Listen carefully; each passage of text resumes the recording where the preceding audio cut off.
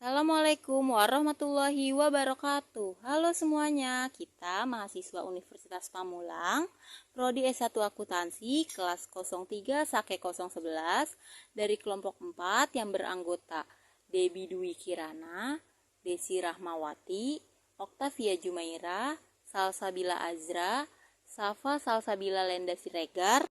Di sini kita akan menjelaskan mengenai perhitungan pajak freelance. Freelancer wajib untuk membayar pajak penghasilan atau PPh sesuai dengan peraturan yang berlaku. Pajak penghasilan bagi freelancer dihitung berdasarkan sistem self-assessment, yaitu sistem di mana wajib pajak menghitung sendiri pajak yang harus dibayarnya. Perhitungan pajak penghasilan bagi freelancer dilakukan dengan menggunakan norma perhitungan penghasilan neto atau NPPN. NPPN adalah norma yang dapat digunakan oleh wajib pajak untuk menghitung penghasilan netonya dalam 1 tahun pajak. Cara menghitung pajak penghasilan bagi freelance. Yang pertama, hitung penghasilan bruto. Yang kedua, hitung penghasilan neto. Yang ketiga, hitung tarif pajak. Yang keempat, hitung pajak penghasilan yang terutang. Pertama, hitung penghasilan bruto. Penghasilan bruto adalah seluruh penghasilan yang diterima oleh wajib pajak, termasuk penghasilan yang berasal dari kegiatan usaha, pekerjaan bebas, dan penghasilan lainnya.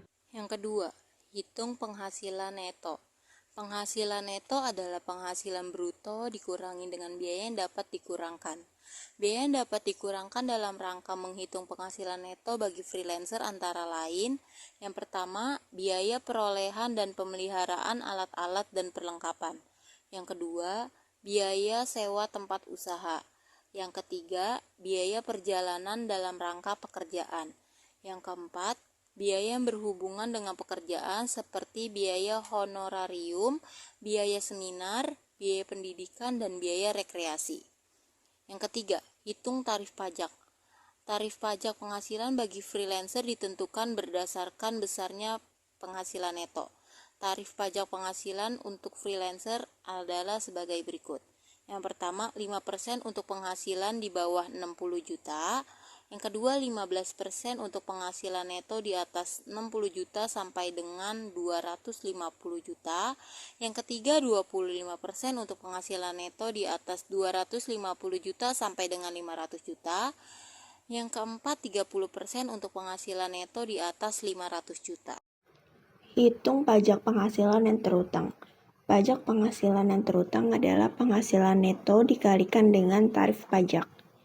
Contoh perhitungan pajak freelance, misalkan seorang freelancer memiliki penghasilan bruto sebesar 120 juta dalam 1 tahun pajak. Penghasilan tersebut diperoleh dari kegiatan usaha sebagai penulis lepas.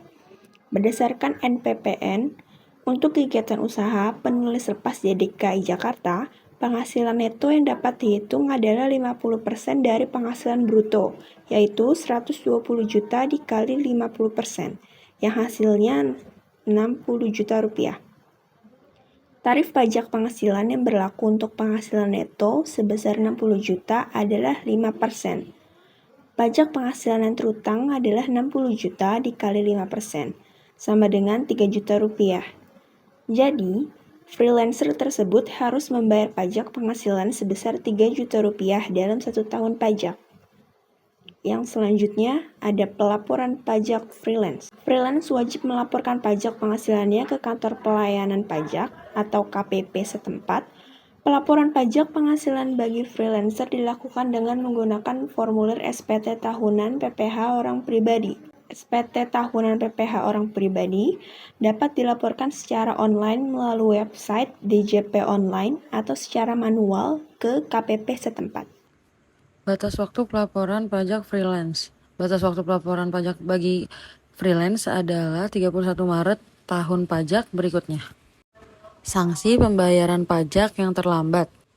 Freelancer yang terlambat membayar pajak penghasilan akan dikenakan sanksi berupa bunga sebesar 2% per bulan. Sanksi tersebut dihitung dari tanggal jatuh tempo pembayaran pajak sampai dengan tanggal pembayaran pajak. Selain itu, freelancer juga dapat dikenakan sanksi berupa denda sebesar 2% dari jumlah pajak yang tidak atau kurang dibayar. Sanksi tersebut dihitung dari jumlah pajak yang tidak atau kurang dibayar sampai dengan tanggal penerbitan surat ketetapan pajak kurang bayar atau SKPKB. Sekian yang dapat kelompok kami sampaikan. Kurang lebihnya mohon maaf. Wabillahi taufiq wal hidayah. Wassalamualaikum warahmatullahi wabarakatuh.